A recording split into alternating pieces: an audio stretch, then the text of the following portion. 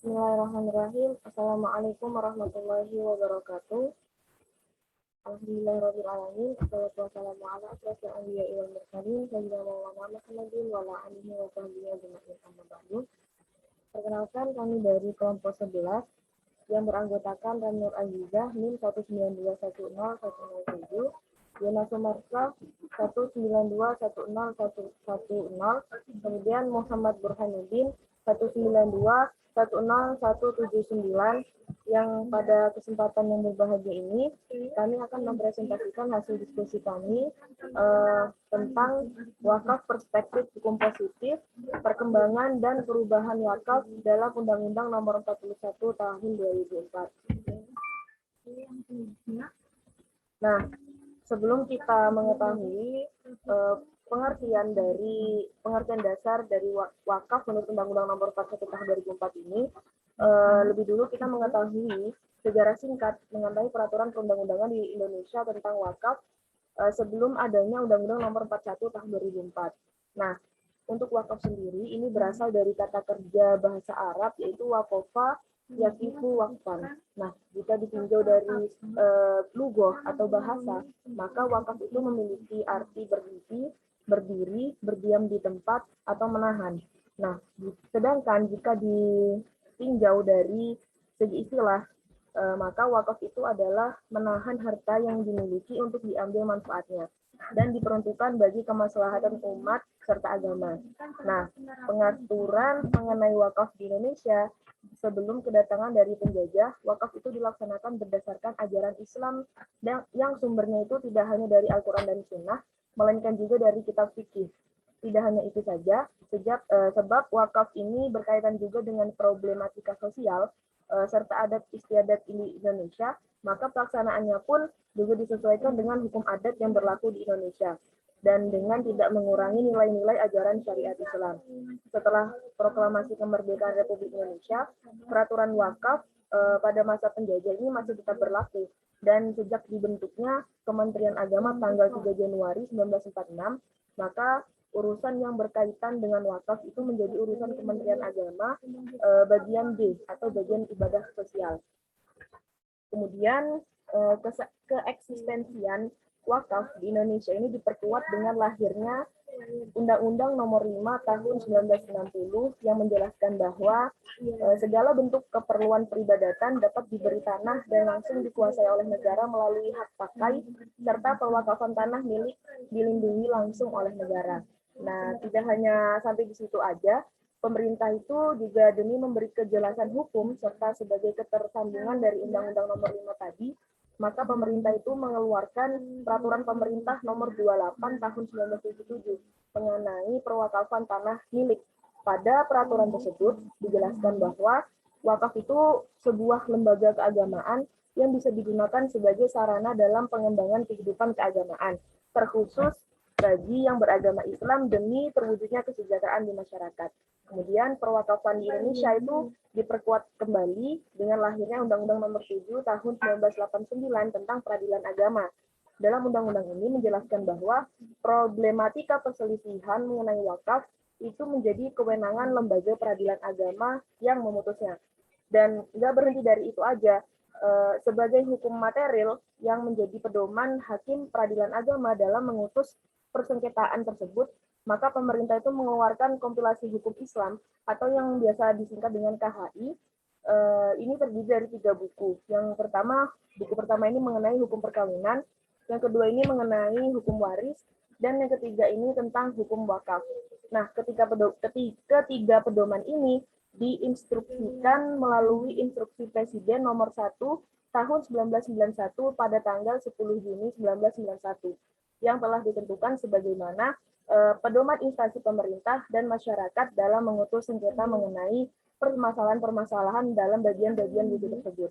Nah, lalu Impres ini ditindaklanjuti oleh Menteri Agama melalui Surat Keputusan Nomor 154 Tahun 1992 pada tanggal 22 Juli bahwa meminta untuk segenap instansi Departemen Agama RI dan yang terkait untuk menyebarluaskan isi KHI tersebut.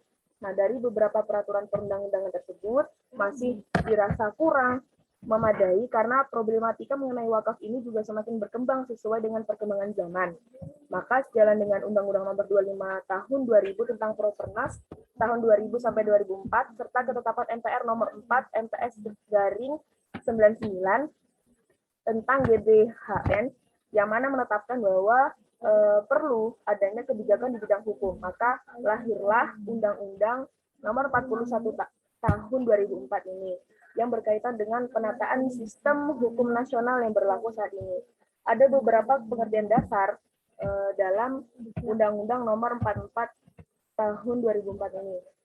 Yang pertama ini untuk wakaf sendiri. Nah, wakaf menurut undang-undang ini merupakan sebuah perbuatan hukum wakif untuk memisahkan dan atau menyerahkan sebagian harta miliknya untuk dimanfaatkan selamanya atau jangka waktu tertentu sesuai dengan kepentingan ibadah dan atau kesejahteraan umum menurut syariat. Kemudian pengertian wakif, wakif ini merupakan pihak yang mewakafkan harta benda miliknya. Dan yang ketiga ini pengertian tentang ikrar wakaf.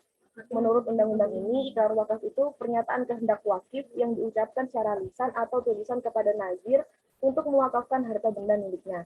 Dan selanjutnya ini pengertian mengenai nazir sendiri, yaitu pihak yang menerima harta benda wakaf dari wakif untuk dikelola dan dikembangkan sesuai dengan peruntukannya. Kemudian mengenai pengertian harta benda wakaf sendiri, harta benda yang memiliki daya tahan lama atau manfaat jangka panjang serta memiliki nilai ekonomi menurut syariah yang diwakafkan oleh wakif.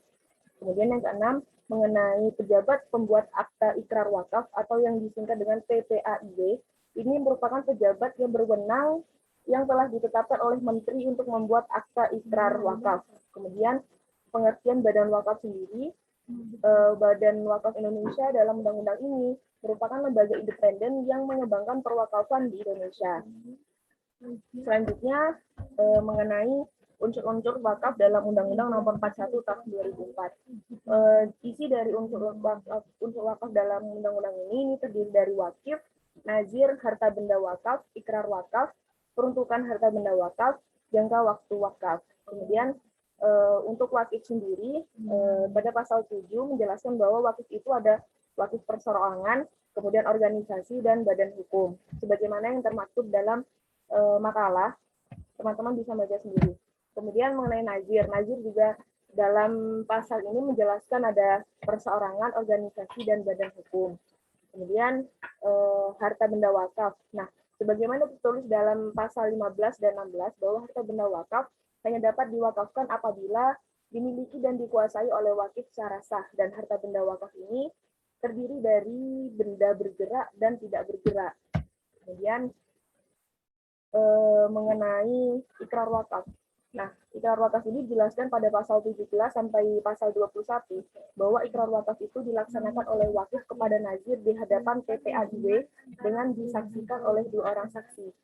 Nah, kemudian ikrar wakaf ini dinyatakan secara lisan dan atau juga dengan tulisan dan dituangkan dalam akta ikrar wakaf oleh PPAIW. Kemudian peruntukan harta benda wakaf. Sebagaimana pada pasal 22 dan 23 bahwa dalam rangka mencapai tujuan dan fungsi wakaf, harta benda wakaf ini hanya dapat diperuntukkan bagi pertama, sarana dan kegiatan ibadah, kedua, sarana dan kegiatan pendidikan serta kesehatan, yang ketiga, bantuan kepada fakir miskin, anak terlantar, yatim piatu, beasiswa. Kemudian yang keempat, kemajuan dan peningkatan ekonomi umat dan atau kemajuan kesejahteraan umum yang tidak bertentangan dengan syariah dan peraturan perundang-undangan. Kemudian pembahasan mengenai hubungan PPAIW dan pejabat KUA dalam Undang-Undang Nomor 41 Tahun 2004 akan dijelaskan oleh rekan saya. Silakan. Yang selanjutnya yaitu hubungan PPAIW dan pejabat KUA dalam Undang-Undang Nomor 41 Tahun 2004. Dalam ketentuan pasal 17 ayat 1 Undang-Undang Nomor 41 tentang wakaf menjelaskan bahwa ikrar wakaf dilaksanakan oleh wakif kepada nazir di hadapan PPAIW dengan disaksikan oleh 2 orang saksi. Nah, lalu pada konteks ini, akta ikrar wakaf termasuk dalam akta otentik karena dibuat oleh pejabat berwenang yang ditunjuk oleh Menteri Agama baik dari unsur Kepala KUA maupun notaris yang telah diatur dalam pasal 37 Peraturan Pemerintah Nomor 42 Tahun 2006 tentang pelaksanaan Undang-Undang Nomor 41 Tahun 2004. KUA ini adalah institusi terbawah di lingkungan Kementerian Agama yang menjadi basis data informasi keagamaan terdepan, sehingga tepat untuk ditunjuk oleh Menteri Agama sebagai pejabat yang menyelenggarakan wakaf atau notaris yang ditunjuk oleh Menteri. Nah, tugas dan kewajiban PPAIW yaitu yang pertama, meneliti kehendak wakif, tanah yang akan diwakafkan, surat bukti kepemilikan, syarat wakif, serta ada tidaknya halangan hukum bagi wakif untuk melepaskan hak atas tanahnya. Yang kedua, yaitu meneliti dan mengesahkan susunan nazir baru bila ada perubahan. Yang ketiga, meneliti saksi-saksi ikrar wakaf. Yang keempat, menyaksikan pelaksanaan ikrar wakaf dan ikut menandatangani formulir ikrar wakaf bersama-sama dengan saksi. Lalu membuat akta ikrar wakaf dengan rangkap 3 dan salinannya setelah pelaksanaan ikrar wakaf. Lalu menyimpan lembaran pertama akta wakaf, melampirkan lembar kedua pada surat permohonan pendaftaran yang dikirimkan oleh bupati atau wali kota, dan lembar ketiga yaitu dikirim ke pengadilan agama yang mewilayahi tanah wakaf. Lalu menyampaikan salinan akta ikrar wakaf dan salinannya selambat-lambatnya 1 bulan sejak dibuatnya akta ikrar wakaf. Lalu menyampaikan salinan akta ikrar wakaf sebanyak 4 lembar, yang pertama untuk wakif, yang kedua untuk nazir, yang ketiga untuk kepala KUA, lalu yang selanjutnya menyelenggarakan data akta ikrar wakaf, menyimpan dan memelihara akta ikrar wakaf dan daftar akta ikrar wakaf yang dibuatnya dengan baik. Lalu mengajukan permohonan atas nama nazir kepada kantor Pertahanan Nasional Kabupaten atau Kota. Nah, PPAIW ini juga memiliki beberapa peran penting. Yang pertama yaitu sebagai ujung tombak pelayanan perwakafan yang terjadi di masyarakat. Posisi PPAIW ini menjadi sangat penting karena peran utama dalam terdaftar atau terjadinya tidak perbuatan hukum wakaf berdasarkan peraturan perundang-undangan dan fikih. Yang kedua yaitu sebagai pihak yang memiliki data real perwakafan pada tingkat kecamatan agar harta benda wakaf tetap aman. Lalu yang ketiga menjadi fasilitator atau pendamping jika terjadi persengketaan perwakafan, baik menyangkut unsur hukum maupun konflik internal. Nah, posisi PPAIW ini secara administratif sangat penting dan strategis, yaitu untuk kepentingan harta benda wakaf dari sisi hukum, khususnya sengketa dan perbuatan pihak ketiga yang tidak bertanggung jawab. Lalu tata cara perwakafan tanah milik menurut Undang-Undang Nomor 41 Tahun 2004. Yang pertama yaitu perorangan atau badan hukum yang mewakafkan tanah hak miliknya diharuskan datang sendiri di hadapan PPAIW untuk melaksanakan ikrar wakaf. Yang kedua, calon wakif sebelum mengikrarkan wakaf sebelumnya harus menyerahkan surat sertifikat hak milik kepada PPAIW. Yang ketiga yaitu sertifikat hak milik atau tanda bukti kepemilikan tanah. Yang keempat, surat keterangan kepala desa diperkuat oleh camat setempat mengenai kebenaran kepemilikan tanah dan tidaknya dalam sengketa. Yang kelima yaitu surat keterangan pendaftaran tanah. Yang keenam, pelaksanaan ikrar dianggap sah jika dihadiri dan disaksikan oleh sekurang-kurangnya 2 orang saksi. Yang terakhir yaitu izin bupati atau wali kota madya serta Direktorat Agraria setempat. Lalu tata cara perwakafan tanah milik menurut PP nomor 28 tahun 1977.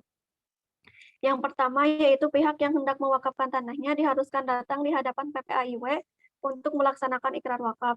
Yang kedua, PPAIW diangkat dan diberhentikan oleh Menteri Agama.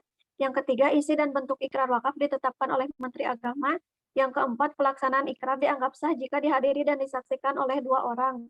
Yang kelima, dalam melaksanakan ikrar wakaf, pihak yang mewakafkan harus membawa dan menyerahkan sertifikat hak milik atau tanda bukti kepemilikan tanah, surat keterangan dari kepala desa yang diperkuat oleh kepala kecamatan setempat, lalu izin bupati atau wali kota, kepala daerah, serta Direktorat Agraria setempat. Yang terakhir yaitu tata cara perwakafan tanah milik menurut kompilasi hukum Islam. Yang pertama, pihak yang hendak mewakafkan dapat menyatakan ikrar wakaf di hadapan PPAIW untuk melaksanakan ikrar wakaf. Yang kedua yaitu isi dan bentuk ikrar wakaf ditetapkan oleh Menteri Agama. Yang ketiga, pelaksanaan ikrar dalam pembuatan akta ikrar wakaf dianggap sah jika dihadiri 2 orang saksi oleh sekurang-kurangnya. Yang keempat yaitu dalam melaksanakan ikrar wakaf, pihak yang mewakafkan harus membawa tanda bukti kepemilikan harta benda. Lalu jika benda yang diwakafkan berupa benda tidak bergerak, maka harus disertai surat dari kepala desa Yang ketiga yaitu surat atau dokumen tertulis yang merupakan kelengkapan dari benda tidak bergerak yang bersangkutan. Adapun perbedaan mengenai prinsip-prinsip wakaf dalam beberapa peraturan perundang-undangan yang mengatur mengenai objek wakaf, yaitu perbedaan antara Undang-Undang Nomor 41, PP Nomor 28 dan kompilasi hukum Islam.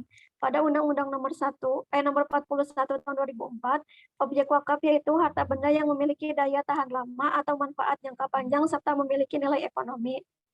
Pada PP Nomor 28 tahun 1977, objek wakaf hanyalah harta kekayaan yang berupa tanah milik. Sedangkan pada KHI, objek wakaf adalah benda miliknya selain tanah milik. Mungkin itu selanjutnya akan dijelaskan oleh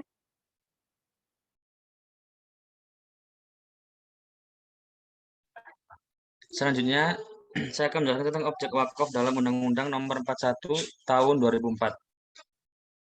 Saya Cabik menjelaskan mengenai benda bahwa benda baik itu bersifat tetap ataupun bergerak, maka boleh untuk dijadikan objek wakaf. Sedangkan menurut Muhammad Mustafa Syarabi menjelaskan bahwa syarat dari objek wakaf sendiri diantaranya yaitu pertama, harta tersebut harus mutawakin. Kedua, harta yang diwakafkan dapat diketahui secara sempurna oleh wakif dan pengelola wakaf ketika wakaf diikrarkan. Ketiga, benda yang diwakafkan merupakan milik wakif secara sempurna dan dapat dipindah tangankan kepada benda itu diikrarkan untuk wakaf. Keempat, benda yang diwakafkan dapat dipisahkan secara tegas tanpa terikat dengan yang lain. Sedangkan dalam pasal 1 Undang-Undang Nomor 41, wakaf didefinisikan sebagai perbuatan hukum wakif, perbuatan hukum wakif untuk memisahkan dan menyerahkan sebagian harta benda miliknya untuk dimanfaatkan selamanya atau dalam jangka waktu tertentu sesuai dengan kepentingannya untuk keperluan ibadah dan kesejahteraan umum menurut syariah. Adapun objek wakaf dalam Undang-Undang 41 pada pasal 1, harta benda wakaf adalah harta benda yang memiliki daya tahan lama dan manfaat jangka panjang serta mempunyai nilai ekonomi menurut syariah yang diwakafkan oleh wakif. Dalam Undang-Undang Nomor 41 pasal 15 juga dijelaskan bahwa harta benda wakaf hanya dapat diwakafkan apabila dimiliki dan dikuasai oleh wakif secara sah. Menurut Undang-Undang Nomor 41, jenis-jenis benda wakaf meliputi 1. Benda bergerak. Benda bergerak meliputi 1. Hak atas tanah sesuai dengan ketentuan peraturan perundang-undangan yang berlaku baik yang sudah maupun yang belum terdaftar. 2. Bangunan atau bagian bangunan yang terdiri di atas tanah sebagaimana dimaksud pada huruf A. Sebagaimana dimaksud pada poin pertama tadi. Terus ketiga, tanaman dan benda lain yang berkaitan dengan tanah. Keempat, hak milik atas satuan tanah susun sesuai dengan ketentuan peraturan perundang-undangan yang berlaku. Kelima, benda tidak bergerak lain sesuai dengan ketentuan syariah dan peraturan perundang-undangan yang berlaku. Selanjutnya adalah benda bergerak. Benda bergerak adalah harta benda yang tidak bisa habis karena dikonsumsi sebagaimana dalam pasal 16, yaitu meliputi 1. Uang, 2. Logam mulia, 3. Surat berharga, 4. Kendaraan, 5. Hak atas kekayaan intelektual, 6. Hak sewa, 7. Benda bergerak lain sesuai dengan ketentuan syariah dan peraturan perundang-undangan yang berlaku. Pasal di atas menunjukkan bahwa fikih Indonesia telah mengadopsi semangat fikih klasik yang dipadukan dengan ketentuan zaman. Jika dalam perspektif fikih klasik, sebagaimana pendapat Abu Hanafi, umumnya wakaf masih dikaitkan dengan barang-barang yang tidak bergerak, seperti bangunan dan tanah. Pendapat seperti ini sebelum berlakunya Undang-Undang Nomor 41 Tahun 2004 pernah berlaku di Indonesia, sebagaimana yang termaktub dalam kompilasi hukum Islam. Wakaf uang juga diatur dalam bagian tersendiri di dalam Undang-Undang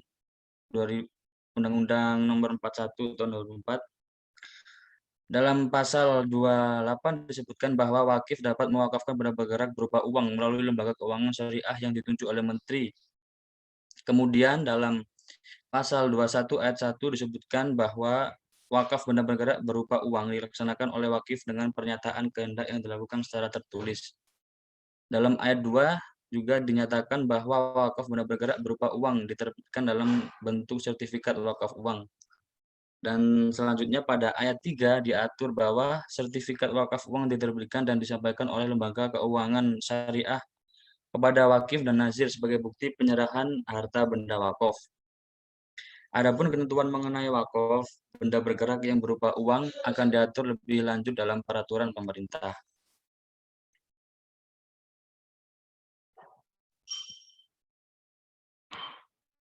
Selanjutnya adalah Badan Wakaf Indonesia dalam Undang-Undang Nomor 41 Tahun 2004.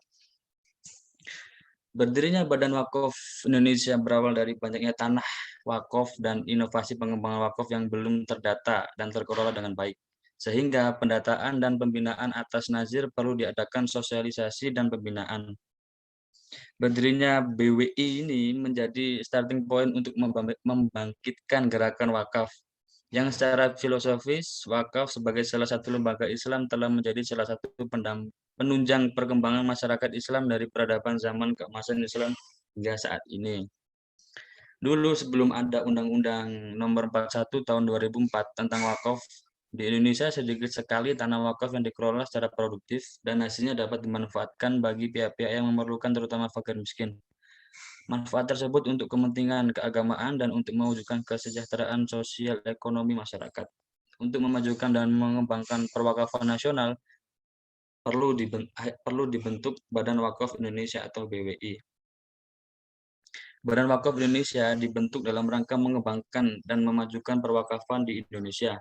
BWI dibentuk bukan untuk mengambil alih aset-aset wakaf yang selama ini dikelola oleh nazir, yang sudah ada dalam pasal 48 dinyatakan bahwa BWI berkedudukan di Ibu Kota Negara Kesatuan Republik Indonesia dan dapat membentuk perwakilan di provinsi dan kabupaten kota sesuai dengan kebutuhan. Dalam pasal 51 ayat 1 disebutkan bahwa BWI terdiri atas Badan Pelaksana dan Dewan Pertimbangan.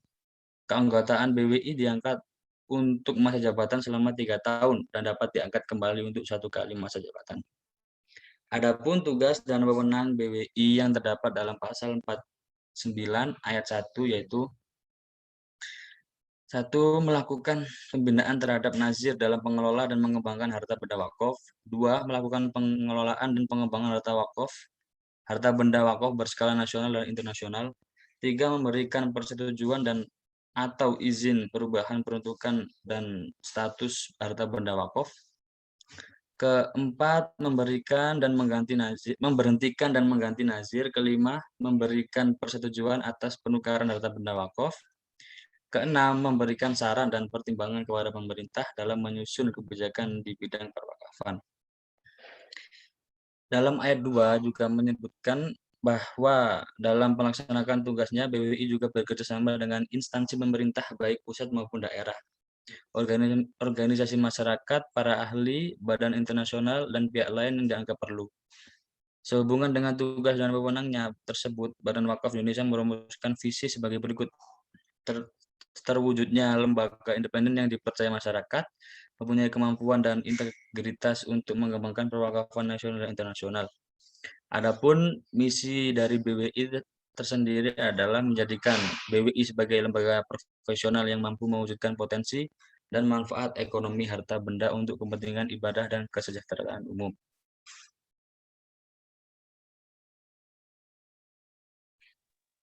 Lalu yang selanjutnya yaitu perkembangan wakaf dalam Undang-Undang Nomor 41 Tahun 2004. Sebagaimana yang telah dijelaskan di awal bahwa sebelum adanya Undang-Undang Nomor 41 ini di Indonesia telah memiliki beberapa peraturan perundang-undangan. Ada beberapa aspek perkembangan dalam wakaf. Yang pertama yaitu demi terciptanya tertib hukum dan administrasi wakaf serta untuk melindungi harta benda wakaf, maka undang-undang ini menegaskan bahwa perbuatan hukum wakaf wajib untuk dicatat serta dituangkan dalam ikrar wakaf dan didaftarkan serta diumumkan yang mana pelaksanaannya sesuai dengan tata cara yang diatur dalam perundang-undangan. Yang kedua yaitu pola seleksi yang dilakukan oleh para nadir atas pertimbangan manfaat, karena selama ini banyak nadir wakaf yang hanya asal menerima wakaf begitu saja tanpa mempertimbangkan asas kemampuan dalam pengelolaan. Sehingga banyak benda-benda wakaf khususnya tanah yang tidak dikelola dengan baik sehingga tidak menghasilkan manfaat, malah justru menjadi beban nadir. Lalu yang selanjutnya perluasan benda yang diwakafkan. di mana sebelum adanya Undang-Undang Nomor 41 Tahun 2004 tentang wakaf, pengaturan wakaf hanya mengenai benda tidak bergerak. Namun dengan dibolehkannya wakaf oleh Majelis Ulama Indonesia dengan Undang-Undang Nomor 41 Tahun 2004, berarti wakaf uang Indonesia telah mempunyai legalitas hukum. Mengenai wakaf uang, pada undang-undang ini wakaf diatur sendiri dalam pasal 28 yang berbunyi bahwa seorang wakif dapat mewakafkan benda bergerak berupa uang melalui lembaga keuangan syariah yang ditunjukkan oleh menteri. Lalu yang selanjutnya yaitu persyaratan nadir. Dalam Undang-Undang Wakaf, nadir yaitu organisasi atau badan hukum. Hal ini ditekankan berdasarkan pengalaman banyaknya penyelewengan yang dilakukan oleh nadir perorangan. Selain itu, mengenai profesionalisme nadir, karena nadir ini dilakukan benar-benar secara profesional. Untuk nadir sendiri, sebab yang dikelola itu tidak hanya benda tidak bergerak, melainkan juga benda bergerak seperti uang dan yang lainnya, sebagaimana dijelaskan dalam isi undang-undang tersebut, maka nadir dituntut untuk mampu mengelola benda-benda tersebut. Lalu pemberdayaan, pengembangan, dan pembinaan Undang-Undang Nomor 41 Tahun 2004 menekankan pentingnya pemberdayaan dan pengembangan harta wakaf yang mempunyai potensi ekonomi yang sesuai dengan syariat Islam. Undang-undang ini juga menekankan pentingnya Badan Wakaf Indonesia yang bertujuan untuk membina para nadir yang sudah ada agar lebih profesional.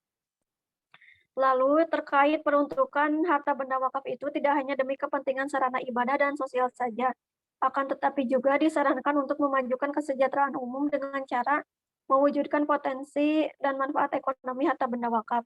Lalu yang terakhir, dalam undang-undang ini juga mengatur pembentukan Badan Wakaf Indonesia.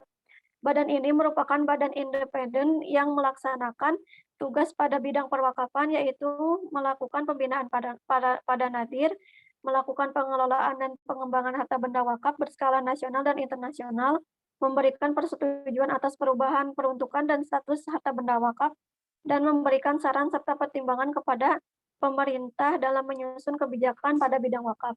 Saya kembalikan kepada Rani. Baik, itu tadi presentasi hasil diskusi dari kelompok 11. Jadi kesimpulannya, perkembangan wakaf itu sesuai dengan perkembangan zaman, dan undang-undang yang mengatur pun juga berkembang, mulai dari yang sebelumnya tidak diatur tentang wakaf benda bergerak atau benda tidak bergerak seperti itu, teman-teman. Jadi sekian dari kelompok kami. Mohon maaf atas kekurangannya, mohon maaf atas salah kata, dan semuanya. Sekian, wassalamualaikum warahmatullahi wabarakatuh.